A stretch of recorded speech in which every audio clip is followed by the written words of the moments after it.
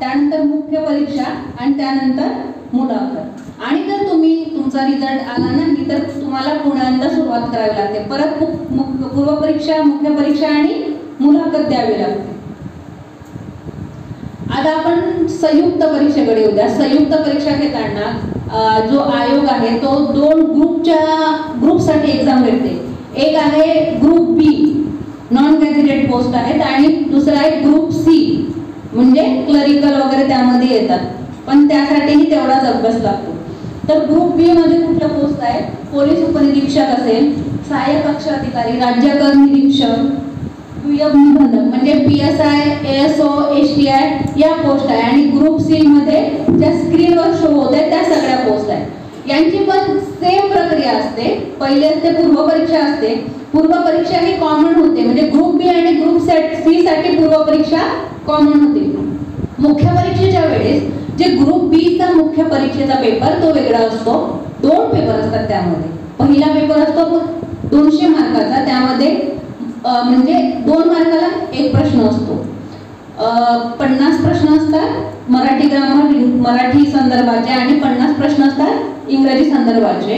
2 मार्काला 1 प्रश्न असतात, 200 मार्क. आणि दुसरा पेपर असतो GS चा, ज्याच्यामध्ये इतिहास, भूगोल, पॉलिटी, सायन्स, करंट अफेअर असे वेगवेगळे, आपण ज्याला जनरल नॉलेज म्हणतो ना, ते सगळे विषय इन्क्लूड असतात. त्याचाही पेपर 100 क्वेश्चन असतात, 1 प्रश्नाला 2 मार्क्स, असा एकूण 200. म्हणजे मेन्स किती मार्काची असते? 400 मार्काची. ओके, 400 मार्क्सची मेन्स असते. आणि कंबाईंड जे ग्रुप सी साठी आहे त्याच्या मेन्स ही वेगळी होते. त्याची पण 400 मार्काची असते, पण त्याची पातळी जी असते थोडी कमी पातळीची असते, कारण की ग्रुप सी ची एक्झाम आहे. ओके. आणि जेव्हा तुम्ही मुख्य परीक्षा पास होता तर ग्रुप बी च्या ज्या पोस्ट आहे त्यामध्ये मग PSI साठी तुम्हाला ग्राउंड द्यावं लागतं. 100 मार्काचा ग्राउंड असतो. ओके, काही शंका आहे का तुम्हाला? झाल्यानंतर विचारा. 100 मार्काचं ग्राउंड असतं. त्यामध्ये पण आधी जेव्हा मी परीक्षा दिली तेव्हा ग्राउंड क्वालिफाय नव्हतं, म्हणजे आमचे ग्राउंडचे मार्क्स हे रिझल्ट मध्ये काउंट झाले होते. पण सध्या MPSC रूल बदलला, ग्राउंड क्वालिफाय झालं. जेव्हा तुम्हाला 70 मार्क्स मिळतील तेव्हा तुम्ही इंटरव्ह्यू साठी जाऊ शकता.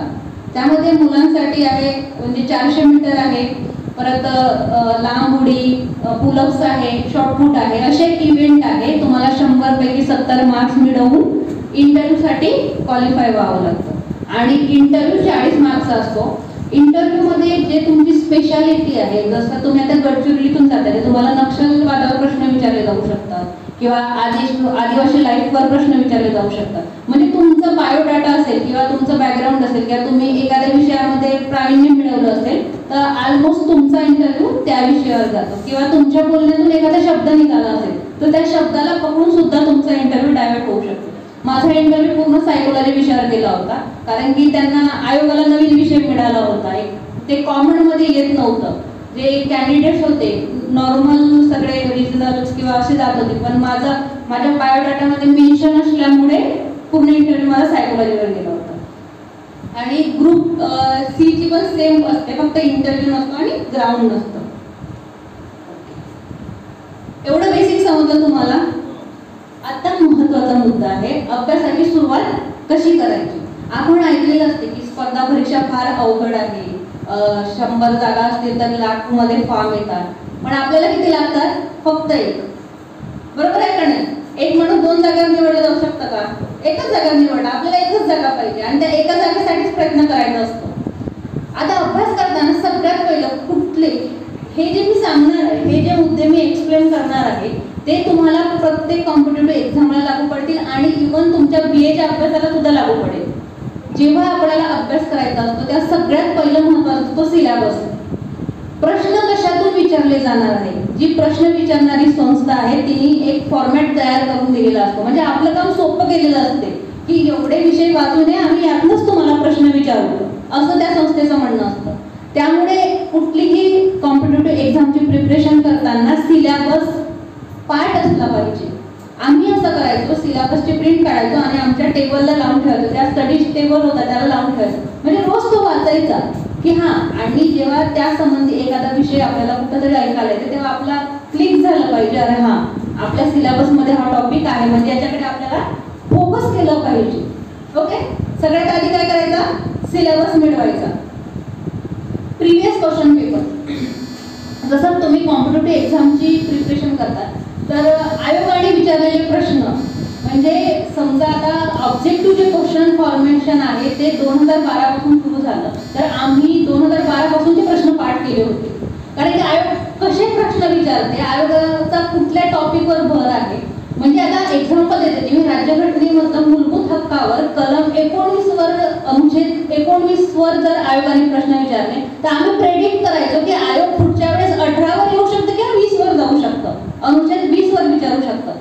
जसं 21 वर, अनुच्छेद 21 वर जर आयोगाने प्रश्न विचारला म्हणजे मुक्त संचाराचा पण विदेशामध्ये, आणि 19 मध्ये काय दिलंय, भारतामध्ये मुक्त संचार, अशी लिंक लागते. जेव्हा तुम्ही प्रिव्हियस क्वेश्चन म्हणजे वाचता तेव्हा सिलेबस मधलं काय वाचलं पाहिजे आणि काय फोकस केलं पाहिजे, आयोग कसे प्रश्न विचारू शकतं याचा एक साचा म्हणजे एक प्रेडिक्शन तयार करता येतं आपल्याला. त्यामुळे क्वेश्चन पेपर इव्हन तुम्ही BA ची जेव्हा एक्झाम देता किंवा कुठल्याही एक्झाम देता तेव्हा आधी कसे प्रश्न विचारले होते आयोगाने, युनिव्हर्सिटी, हे जर पाहिलं तर पुढचा अभ्यास सोपा होतो आपल्या. कळला? दुसरा मुद्दा, प्रिव्हियस क्वेश्चन इयर वाचायचे म्हणजे वाचायचेच. स्वयंअध्ययन, तुम्ही कुठलेही क्लास लावले, शिक्षकांचं काम असतं तुम्हाला मार्ग दाखवणं, पण त्यावरून चालायचं आपल्याला असतं, बरोबर आहे. तर आपली अभ्यासाची एक नवीन पद्धत आपण क्रिएट केली पाहिजे. मी जो अभ्यास केला किंवा मी ज्या पद्धतीने अभ्यास करते तर तुम्हाला लागू होईल किंवा तुमच्या तब्येतीला, तुमच्या मेंदूला किंवा तुमच्या आवाक्याला सुटेबल असेल असं अजिबात नसतं. आपली एक स्वतःची अभ्यासाची पद्धत असली पाहिजे.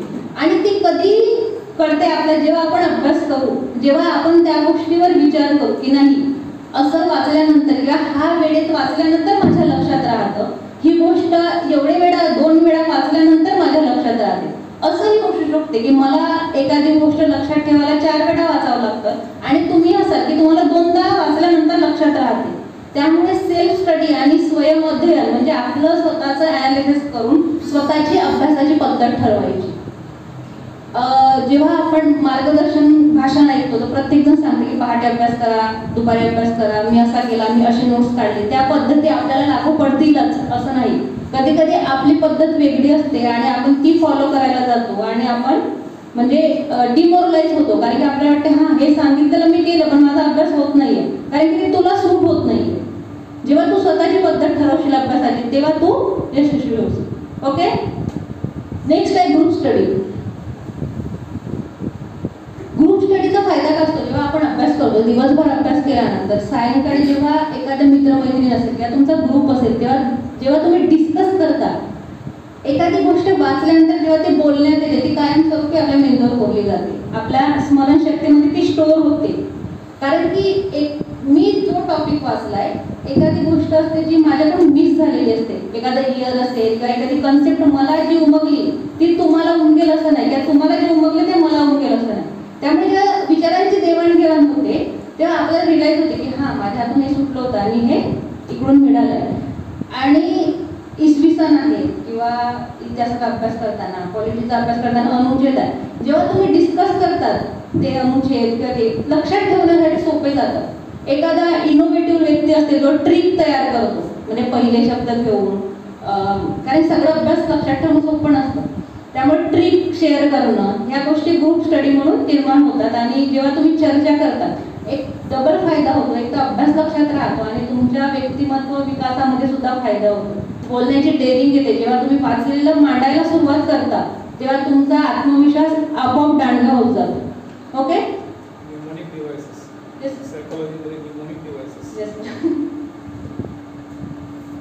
रिव्हिजन सगळ्यात स्पर्धा परीक्षेचा अभ्यास करणाऱ्यांचा सगळ्यात मोठा प्रॉब्लेम असतो लक्षात राहत नाही वाचलेलं, कारण रिव्हिजन कमी पडतं. सराव, प्रॅक्टिस, एखादी गोष्ट तेव्हाच चांगलीच चांगली करू शकतो जेव्हा आपण त्याची प्रॅक्टिस करतो. याच्यामध्ये काही प्रॅक्टिस म्हणजे आपल्याला ग्राउंडची प्रॅक्टिस माहिती आहे, पण अभ्यासाची प्रॅक्टिस हे आपण कधी केलीच नसते.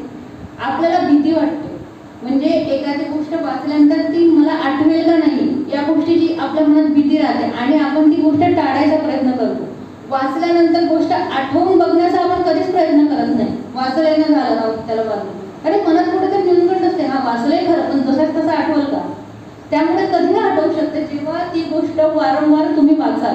म्हणजे आता एमपीएससी करणारे असे काही धुरंधर आहे की त्यांना पेज नंबर सुद्धा आठवतो की हा या पेज नंबरवर या पॅरेग्राफ मध्ये हा कंटेंट दिलेला आहे, एवढ्याच वाचलं आहे आणि ते करावं लागतं. तेव्हाच तुम्ही वर्षभराची मेहनत एका तासामध्ये परफॉर्म करून तुमचा निकाल येऊ शकतो.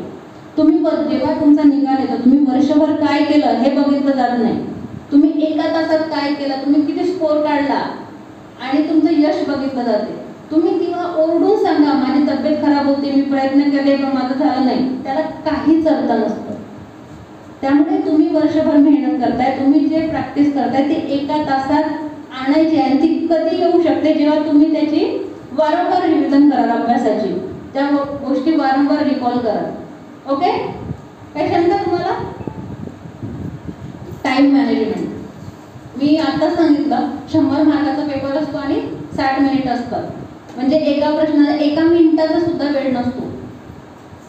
एक तर कसं असतं, एक्झामचं प्रेशर वेगळं असतं, माझं होईल की नाही याचं प्रेशर वेगळं असतं. जेव्हा स्टुडंट घरापासून लांब राहून अभ्यास करत असते तेव्हा त्याला कुटुंब पण फेस करायचं असतं आणि समाज पण फेस करायचा असतो. आपल्या घरच्यांना बोलणारे असतात, हा तुमची मुलगी पुण्याला अभ्यास करते ना, तिचं झालं नाही का या वर्षी? नातेवाईक विचारत असतात, अरे तू अभ्यास करते, तुझं काय झालं, मग निकाल नाही आला. ह्या सगळ्या गोष्टींना बाजूला ठेवून एका तासामध्ये आपल्याला परफॉर्म करायचा असतो. एक्झाममध्ये 100 प्रश्न अटेम्प्ट करायचे असतात, ते बरोबर आणायचे असतात आणि निकाल पण आणायचा असतो आपल्याला. तर ते कधी शक्य होऊ शकते का तुमचं टाइम मॅनेजमेंट बरोबर असेल. आणि टाइम मॅनेजमेंट कधी? परत प्रॅक्टिसवर. जेव्हा एक्झामला तुम्हाला महिना 2 महिने बाकी आहे, तुमचा जो एक्झामचा स्टँडर्ड टाइम आहे, जसं 11 ते 12 असेल किंवा 1 ते 2 जो काय, तर 1 महिना आधीपासूनच त्या टाइममध्ये तुमची पेपर सोडवणं सुरू झाली पाहिजे. तुमचं बीएला पण लागू होतं. जेव्हा तुमची रिटर्न एक्झाम असेल तर तुम्ही त्या टाइममध्ये लिहत बसा, काहीतरी वाचलेलं आपण लिहून काढा. मी स्वतः तसा करायचे सर. जेव्हा बीएला होते मी विशेषतः सायकलच्या पेपरला युनिव्हर्सिटीचा 1 महिना असताना मी त्या टाइममध्ये लिहत बसायचे, जे काही वाचलं रिकॉल करून करून मला किती आठवलं, लिहिण्याची प्रॅक्टिस करायची. तेव्हाच होऊ शकतं आणि तेव्हाच तुमचा टाइम मॅनेज होऊ शकतो. परत एकदा practice make a perfect man. जेव्हा तुम्ही प्रॅक्टिस कराल तेव्हा डबल फायदा होतो, अभ्यास लक्षात राहतो आणि तुमचा परफॉर्मन्स पण सुधारतो. आणि सगळ्यात शेवटी आहे सेल्फ रिअलायझेशन. मला एक म्हणजे दुर्दैव आहे, कॉम्पिटेटिव्ह एक्झाममध्ये आलेल्या पिढ्या बर्बाद होत आहे असं आता सध्या व्हायरल सुरू झाला आणि परिस्थितीही तशीच आहे. जेव्हा तुम्ही पुण्यात जाऊन बसाल तर लाखो स्टुडंट अभ्यास करत आहे. माझ्यासोबत अभ्यास करणारे पण अजूनही तिथंच आहे. ते कमी पडत आहे असं नाही, पण तुम्ही एखाद्या क्षेत्रात उतरताय तर तुम्ही कसे उतरताय? दुसरं सांगलं म्हणून किंवा दुसऱ्याकडून इन्स्पायर होऊन उतरताय की स्वतःला वाटलं म्हणून उतरताय? तुम्ही आधी स्वतःला ओळखा. तुम्हाला वाटतंय का मी कॉम्पिटेटिव्ह एक्झाम देऊ शकते, माझ्यात ती जिद्द आहे आणि मला ते बनायचं आहे. बाकी गोष्टी मला गोंडे वाटतात, मला बाकी गोष्टी मोबाईल महत्त्वाचा वाटत नाही, बाकी लोक महत्त्वाचे वाटत नाही, मला फक्त अधिकारी होणं महत्त्वाचं वाटते. तेव्हा त्या क्षेत्रामध्ये एंटर होण्यामध्ये कौतुक असतं, म्हणजे विशेष असतं.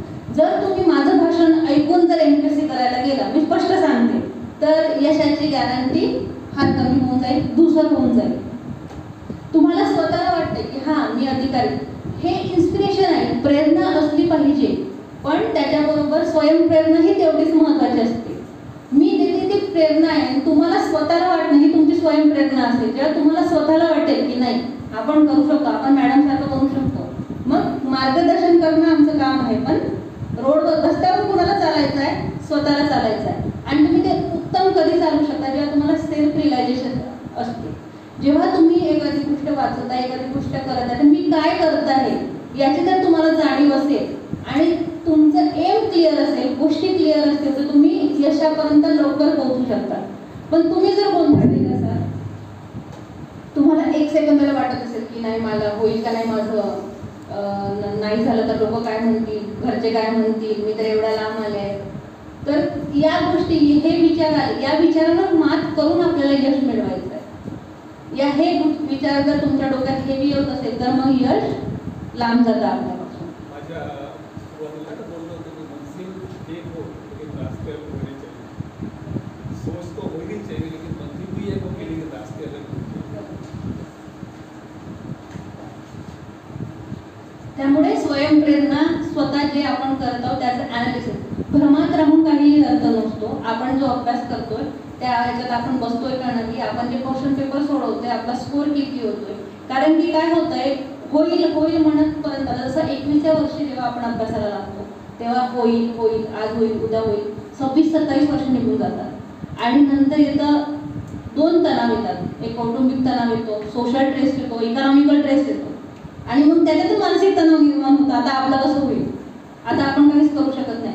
आणि ज्या तुमच्या चांगल्या क्वालिटीज असतात त्या मग कमी व्हायला लागतात. माणूस निगेटिव्हिटीकडे जायला लागतो की माझं कसं होईल.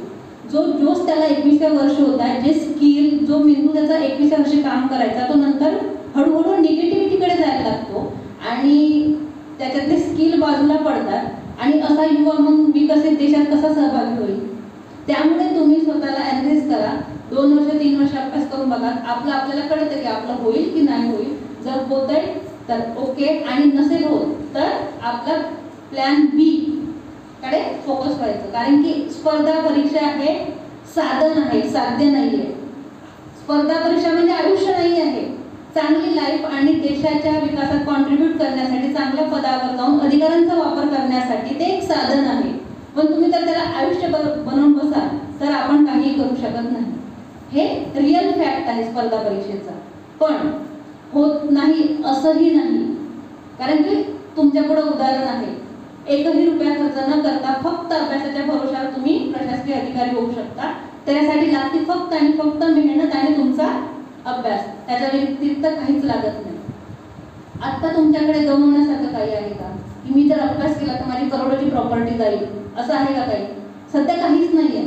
ज्यांच्याकडे गमवण्याला काही नसतं त्याला मेहनतीला भीती नसली पाहिजे. 100% द्यायचं, आनंदाने द्यायचं.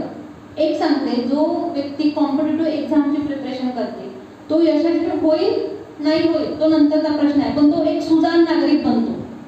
जेव्हा स्पर्धा परीक्षेचं प्रिपरेशन करणारा कोणत्याही अधिकाऱ्याच्या पुढे जातो तर कदाचित अधिकाऱ्यापेक्षा 2 गोष्टी त्याला जास्त माहिती असतात, कारण त्याचा अभ्यास तेवढा दांडगा असतो. आम्ही पुण्यात म्हणायचो नाही काय झालं तर गावाचा सरपंच हो, कारण की ग्रामपंचायत कशी चालवायची याचं नॉलेज ऑलरेडी त्याला आलेलं असतं. असा सगळा विषय आहे. त्यामुळे स्वतःला ॲनालिसिस करा, अभ्यासाकडे वळा. अभ्यास आता तुम्ही BA आहात किंवा BSc किंवा ग्रॅज्युएशनला आहे, ही उत्तम म्हणजे संधी आहे सुरुवात करण्याची. आतापासून जर तुम्ही सुरुवात कराल तर लवकरात लवकर पास होऊ शकता तुम्ही. आणि तुम्हाला अधिक माहितीसाठी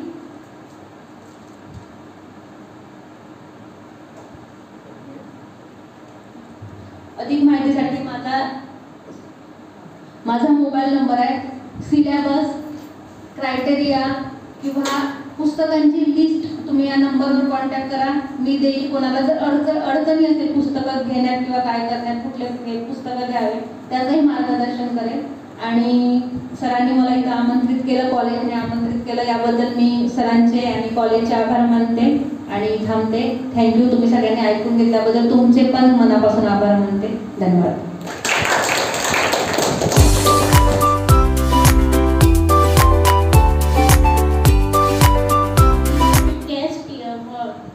Respected guests, principal sir and my teachers and my dear friends, good afternoon.